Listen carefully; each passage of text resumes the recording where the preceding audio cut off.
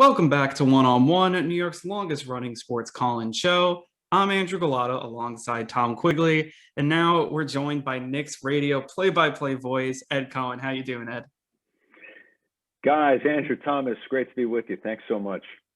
No, thank you for coming on. And, obviously with Sunday's series between the Knicks and Hawks, I just want to jump right into it. All Knicks fans, so anticipated. First time they've been in the playoffs since 2013. So I just wanted to jump right into it, ask you, what do you think the biggest key to victory is for the Knicks here in this series against the Hawks? Wow. Well, Andrew, I'll tell you what, this really has the makings in a 4-5 matchup to be a really good series. And I know the Knicks beat the Hawks 3 times in the regular season in different ways, but you really can't put too much into those games because the first two, Atlanta had a different coach in Lloyd Pierce. The last one at the Garden, which the Knicks won in overtime, Trae Young went down, sprained his left ankle with about a minute to go in the third quarter. So with that said, Julius Randle, number one, has played so well the last couple of years, but certainly this year against the Hawks. I mean, he has two 40-point games against Atlanta. I really expect him to continue at that pace. I don't know if he's going to score 40 in this series, but I think he's somebody who the matchups are favorable against Atlanta. So one key beyond that is who else steps up? Where are you getting the consistent scoring from? Maybe it's R.J. Barrett. Maybe it's Reggie Bullock. Maybe it's a guy like Derrick Rose. But in a nutshell, it can't just be Julius Randle. And I think on the other side of it, defensively, look, Trae Young has had another terrific year. Now, he's not scoring as much as he did his second year in the NBA, and he's not taking as many threes. But where he's been at his best, especially under Nate McMillan, has been his decision-making and his consistency still at getting to the foul line. I mean, he gets there fourth most attempts per game behind Embiid, Adetokounmpo, and Zion. That's really good for a guy his position. So where's Trae Young getting his points? That's the question. You don't want to give him too many opportunities in getting to the foul line because he's so good there. And then adding to that, there's no Mitchell Robinson. So what can the Knicks do effectively against a guy like Clint Capella? Those are some, but again, I really think this is going to be a well-thought, hard-earned series for whoever breaks through. Probably 5, 6, maybe even 7 games. Ed, you mentioned a few players that will definitely need to contribute, as well as Randle, if the Knicks want to have any chance in this series. Do you think that there's one specific player on the Knicks that's maybe unsung and will need to play well if the Knicks want to have success in this postseason? Thomas, if there's one guy I would say offensively, and I know I mentioned it before, it's R.J. Barrett. And if you look at what R.J. Barrett has done since the All-Star break, I mean, his three-point shot has been really good, especially from the corners. And I think the Knicks, with their passing and the way they work with one another, they're so good at setting up those types of shots.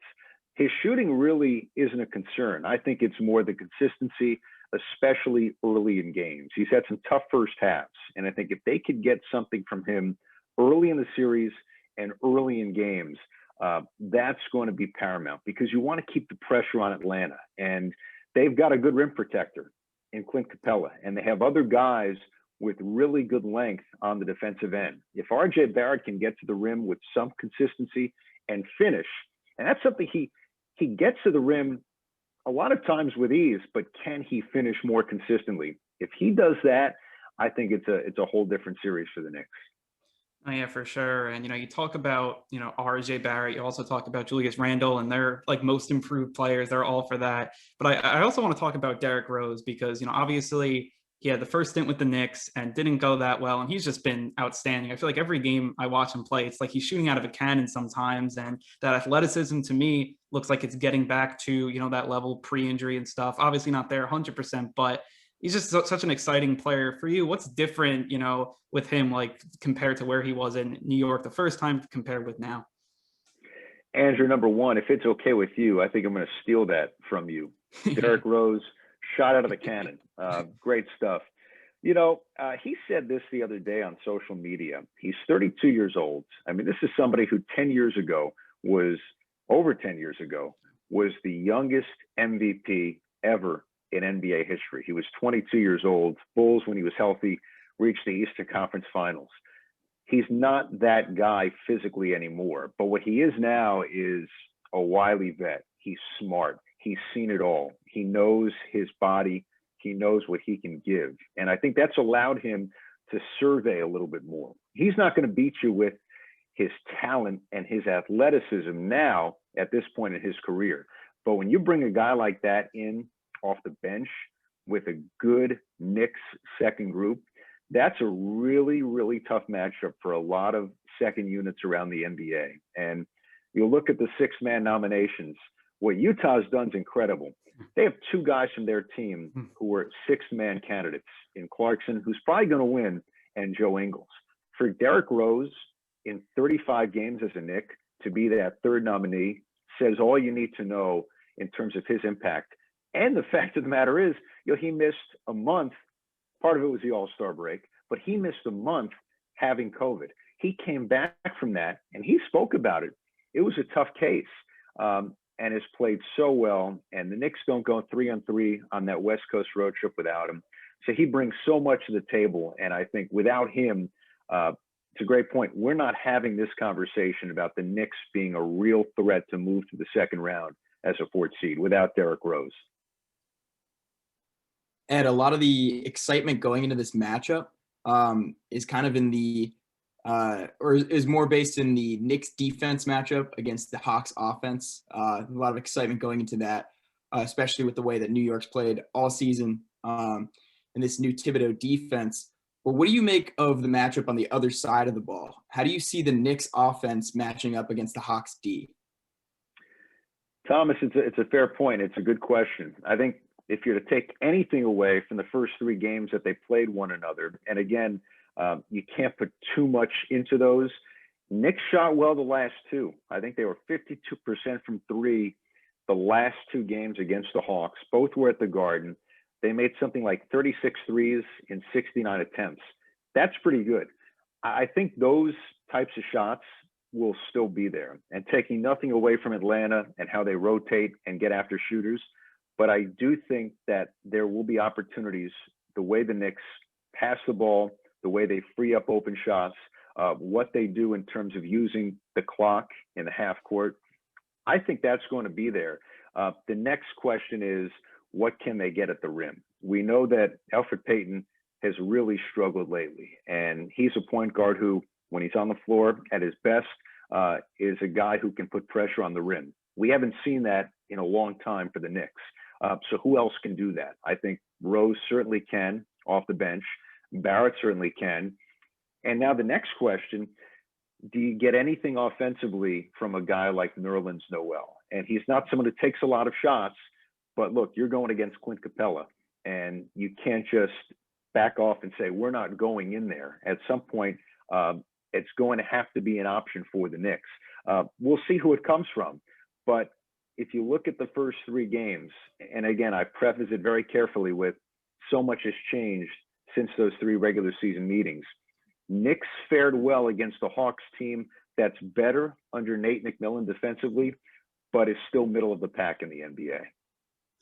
Oh, yeah, for sure. And I think for me, I think this whole Knicks team, everyone talks about Tom Thibodeau and obviously up for Coach of the Year, and he's just been so great for this team. Do you feel like in the playoffs that advantage of having Thibodeau, especially with a young team when, you're going up? I mean, I know the Hawks are a young team as well, but, having that veteran presence, that strong coaching presence in the playoffs, how much do you think that helps maybe compared to the regular season or other teams? Andrew, what Tom Thibodeau has done this year has been nothing short of remarkable. And it's crazy to say now, but it was almost instantaneous. Now, I don't know if it was instantaneous in terms of the moment the Knicks took the floor in the regular season, but in terms of the approach, the accountability, the message, and most specifically, what the Knicks have had to do defensively, day one. I mean, you could just feel the difference. I think the other side to that is, and you mentioned getting ready for the playoffs and his experience, for a lot of us, these last 7 days after the Knicks played in the regular season and getting ready for game one, I mean, it feels like an all-star break. It's almost too much time. It's the beauty of the play-in, and the games out west were unbelievable. but man, we're all chomping at the bit to get going for game one. The good part for the Knicks is Tom Thibodeau is so meticulous in his preparation, and you just know you give him 7 days to get ready for Atlanta. He's going to be ready for Trae Young, the Hawks, how to attack it. So I think without a doubt, the experience of having taken a team to the conference finals, he's won 4 series as an NBA head coach in the playoffs. You give him that time to prepare, he could be a really big asset when you're going against another team in the postseason. So the Garden is going to have 15,000 fans tonight or Sunday night. Sorry about that. How does that affect the general playoff intensity? And do you think that the Knicks will have a better chance of winning this series because they have that home crowd advantage? Thomas, it's a great point. You know, the Knicks didn't have fans until February 23rd, and then they had them last 22 games of the year. And the difference in having no fans to 1,900 was a major jump. I think going on the road, some teams had consistently 3,000, 5,000. The one place where the fans really made a difference this year, I think, was in Phoenix a couple of weeks ago. They had 8,000 fans. Suns made a run, finished the game, I think 47-17. I think the fans really had a big part in that. So you go from 1,900 at the Garden to 15,000. I mean, it's going to be a jolt. And let's be honest, nobody in the NBA has been used to this for over a year. This is going to be the largest crowd in an NBA game this season, which is remarkable to say. It's also so refreshing to say because it means, in terms of the pandemic, we're all near the finish line. So that's just wonderful news to anybody's ears. But it's going to be wild. I mean, the fans have been waiting, not just for the Knicks to be back in the playoffs, but to get back in the building. Home teams historically didn't do, or within history, didn't really do very well this year. The home records were, in terms of percentage, as low as it's been in years in the NBA. This is going to be a home court advantage. It's going to be unbelievable. We'll see if the roof is still on the Garden after game one. Before we let you go, Ed, I want to ask one more question about Mike Breen, obviously a Fordham alum. And I heard you were at his Hall of Fame induction ceremony last week. For you, what was that experience to see Mike get that award? And were there any moments, with your time with him that really stick out and, that you really think, oh, like that was a great Mike Breen moment? Guys, I mean, you guys are students right now at Fordham University and are part of WFUV. And I can only imagine what it's like to think about the people who've come before you and to watch on a regular basis. And I'm sure Mike has at some point interacted with you guys because he gives so much back to Fordham. He's the absolute best. And selfishly, one of the best parts of my job is working side by side with him, seeing him at the arena with his preparation, how he treats people, what his family means to him. He advocates for so many, and yet this is the voice of the NBA. And he would never tell you that because he would say we're all part of it.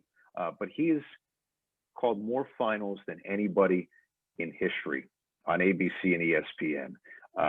And he can make you feel like you're the most special person in the world when he speaks to you. He's an amazing man.